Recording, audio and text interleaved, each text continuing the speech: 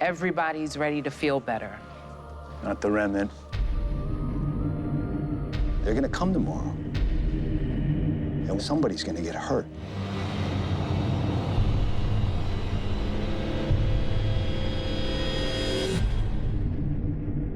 The origins of the Guilty Remnant are what would be a plausible contemporary cult that emerged from this rapture-like event that doesn't make sense as the rapture.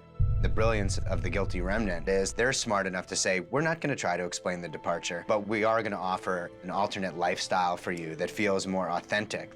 We're not going to let a day go by where you forget that this thing happened on October 14th. I don't forget. I'm quite fascinated by the idea of cults, and Meg, the character, she really doesn't know much about the Guilty Remnant, and so I constantly had questions. And they didn't always have answers for us, which was interesting because Damon likes mystery. Let's not explain why they don't speak. Let's not explain why they smoke. Let's not explain why they're doing what they're doing, because there is no explanation other than most cults are about abandoning the self and joining the community. Damon said, you know, they don't believe something in common, but they believe they are rejecting something. I see the Guilty Remnant as a protest movement that is in the guise of cult. It's more a reaction to their other life, which felt fake and disingenuous to them. Who do you report to? Sorry? Your organization, your fucking cult. Where do you get your orders? We don't take orders. Bullshit.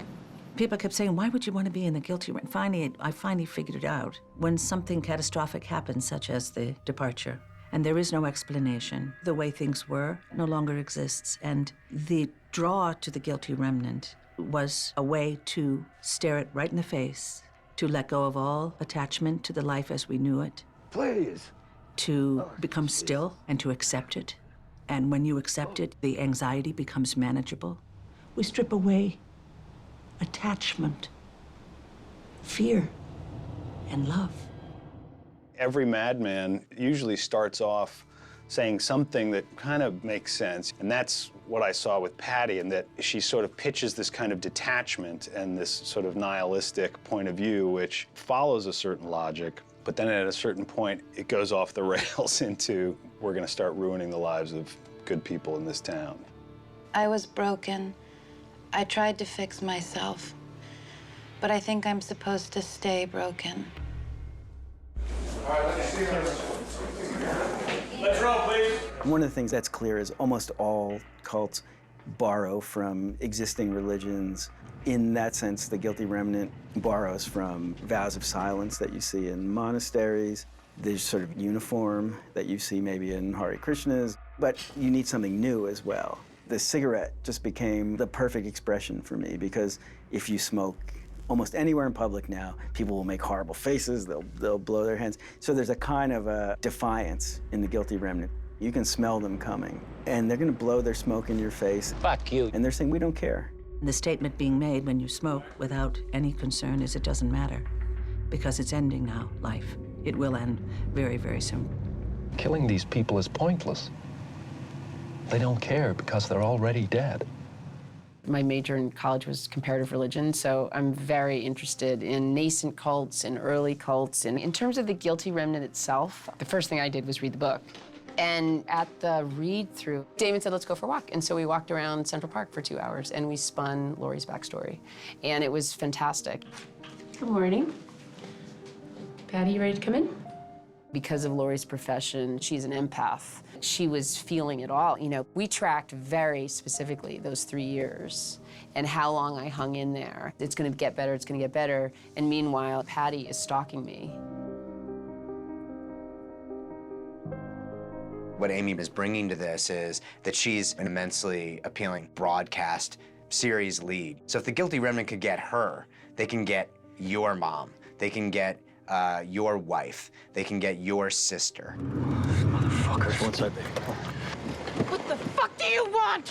Why the fuck are you following us? Meg is a shattered individual, and I bought it completely from Liv. Pretending like everything was normal was really pissing her off, and she just had a lot of rage inside of her, and the GR gave her an outlet. And I always had this fantasy that she sort of escaped in the night, like she just snuck out when her fiancé was sleeping. She was just gonna sort of go try it out for a few days and see what happens.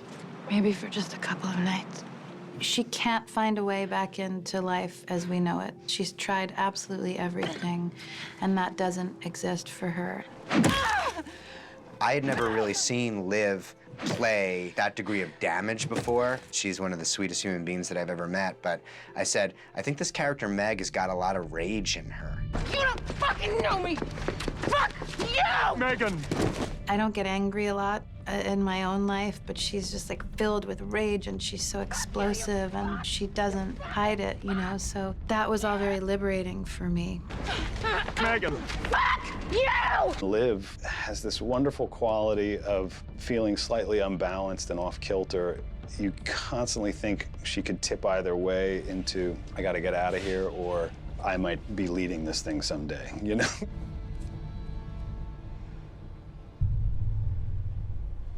I like not talking on film. Certainly, I had to be even clearer on what the scene is. It was a challenge for us as writers because we would have an idea that they were trying to convey, and sometimes it would come out as a whole sentence, and you realize it would take forever to write that, so we had to keep boiling it down, boiling it down. It's a terrific challenge because you realize how dependent you are upon words to express and to get what it is you want. And if you're not going to talk, you better know what it is you want. Being a parent, I know the power of silence. Don't engage, stay present, keep eye contact, but you don't have to explain.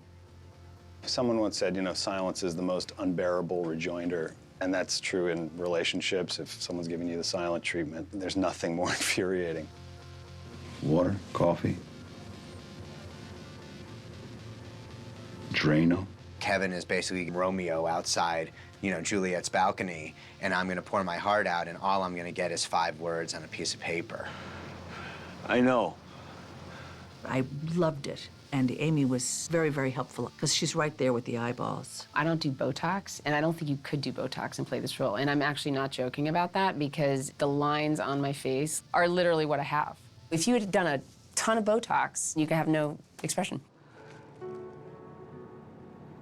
The truth is that Laurie has never totally bought into the GR. She's not a very good foot soldier. She is there for her own reasons, and that's the root of the tension with Patty.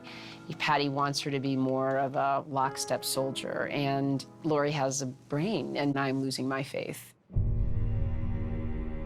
There can't be any doubt, Laurie, because doubt is fire. I ultimately sort of came to the conclusion of you can't ever understand why someone joins a cult. The idea of going and doing this thing is absolutely and totally nutso. But what's so frightening about it is that they can appeal to really intelligent people who have just become completely and totally disenfranchised with life. They're just playing on people's emotions. It's psychological warfare. You were right. You were right.